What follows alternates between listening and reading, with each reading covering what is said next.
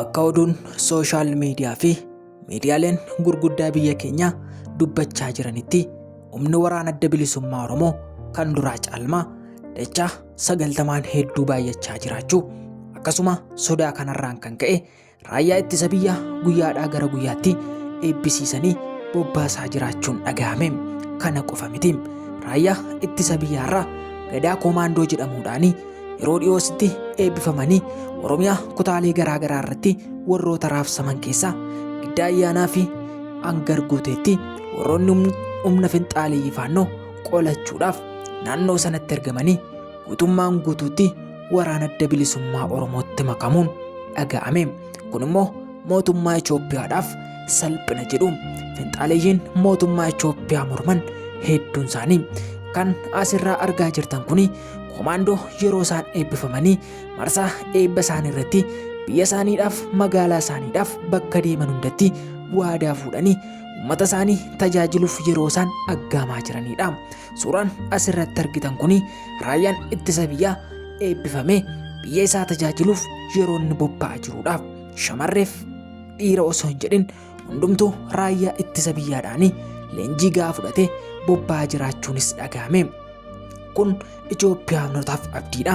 Suuraan asirratti argitan kuni koomaandoo fi waraana adda bilisummaa Oromoo walitti makamanii qabsoon Oromiyaa keessatti geggeeffamaa jiru lamaan ilaallata jechuudhaan yeroo isaan socho'aa jiranidha.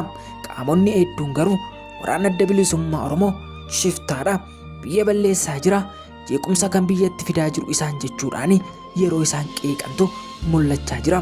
Dhiyeenya giddaa ayyaanaatti wantoota raawwataman keessaa du'a namaatiin dabalate akkasuma qabeenyi namaa saamamuu fi kanneen kana fakkaatan hedduun ta'aa jiru. Akkasuma sabaaf sablammoonni naannoo sanatti argaman hedduun isaanii sagalee isaanii dhageessisanii iyyachaa jiru. Manni qonnaan bultoota keenyaa gubachaa jira jechuudhaan uummanni Amaaraa naannoo sanaa hedduun miidiyaa hawaasaatti ba'ee dubbachaa jira. Nuti dubbiin barbaannu jedhanii dhaadachaa jiru. Uummanni Oromoo naannoo sana jiran garuu erga dubbiin isaanitti cimee akkas jedhanii dubbachaa jiru malee kanaan dura isaanumatu waraana isaanii faana nutti dhukaasaa ture, isaanumatu hiriyyaa keenya ture. Isa booda garuu erga qaamni isaanii dhufee naannoo kanatti galee nu doorsisu warroota kaleessa harka keenyarraa nyaatantu arra nu nyaachaa jira jechuun mootummaatti iyyata isaanii dhiyeeffatanii. Mootummaanis gadaa koomaandoo jedhamuudhaan yeroo dhiyootti leenji'anii kan bobba'an gara naannoo sanaatti ergee ture. Naannoo sanatti kan ergamanis hedduun isaanii ergama isaanii baatanii humna finxaaleeyyii naannoo sanatti argaman guutummaan guutuutti barbadeessanii. Garuu humni finxaaleeyyii faannoo akkas jechuun afaan Oromoos ta'e afaan Amaaraadhaan miidiyaa isaanii irratti maxxansaa jiru. Gadaa koomaandoo warroota nu waraanu dhufan guutummaan guutuutti to'annoo jala oolchineerra jechuun dubbatanii. Garuu gadaa koomaandoo jedhamanii warroota yeroo ammaa nutti ergamaa jiran hedduun isaanii Oromoota. Oromoon nutti ergamuun isaa immoo duguuggaa sanyii nurratti raawwachuu isaaniidha jechuun yaada isaanii miidiyaa guddaa biyyaatti himachaa jiru. Garuu yeroo ammaa kana koomaandoo gadaa jedhamuun naannoo sanatti kan ergaman waraana adda bilisummaa Oromoo wajjin walitti dhufeenya addaa akka qaban akkasuma walitti makamuudhaan waraana naannoo sanatti ta'aa jiru waraana akka jirantu dhaga'amaa jira. Kun immoo mootummaan Itoophiyaa waraana adda bilisummaa Oromoo wajjin walitti dhufeenya qaba akka jedhamu isa taasisa jedhu. Itoophiyaan raayyaa ittisa biyyaa yeroo ammaa kanatti kumaatamaan leenjistee bobbaatus uummata isheerraa yeroo ammaa kana du'i akka irraan dhaabbanne qabeenyi isaanii saamamu akkasuma horiiwwan isaan qaban saamamu akkasuma qonnaan bultoonni isaanii qe'ee isaaniirraa buqqifamuun hin dhaabbanne. Uummanni naannoo sana akka jechuun sagalee mootummaatti dhageessisaa jira. Ijoolleen keenya raayyaa ittisa biyyaa keessa jiru, garuu naannoo keenya dhufanii tajaajilaa hin jiran jedhu. Warrooti isin tajaajilu humna finxaaliyyii faannoo isinirraa ittisu jettanii nutti ergitan isaan faana ta'uudhaan nu doorsisaa jiru jechuun sagalee isaanii dhageessisaa jiru. Yeroo ammaa kana garuu gadaa koomaandoof waraana adda bilisummaa Oromoo tokkoomanii lolaa jiraachuunis dhaga'ame.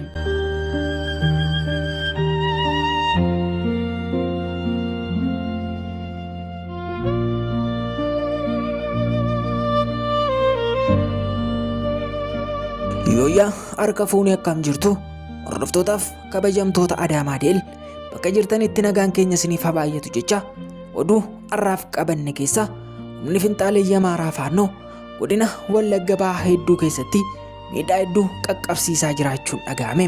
Kana qofa miti giddaa ayyaanaarra darbanii naannoo Walloottis dhukaasa addaa banuu akkasuma jiraattota Oromoo naannoo sanarratti miidhaa garaagaraa geggeessuun dhaga'ame.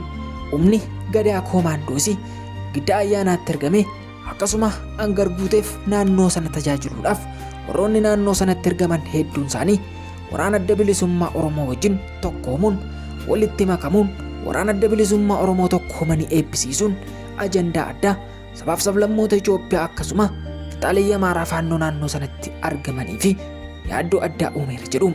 Addatti immoo waraana adda bilisummaa Oromoo eebbifamtoota haaraa marsaa hedduudhaaf leenjisaa ture eebbisiisee bobbaasuunis yaaddoo guddaa uume. Waraana adda bilisummaa Oromoo hin bada jedhame yeroo yaadamutti mootummaan Itoophiyaa isaan balleessuudhaaf qaama hedduu fayyadame osoo yaalii irratti geggeessu eebba isaanii xumuranii egeree Oromiyaaf bobba'aa jiraachuun isaanii miidiyaa hawaasaarraa argamaa jira.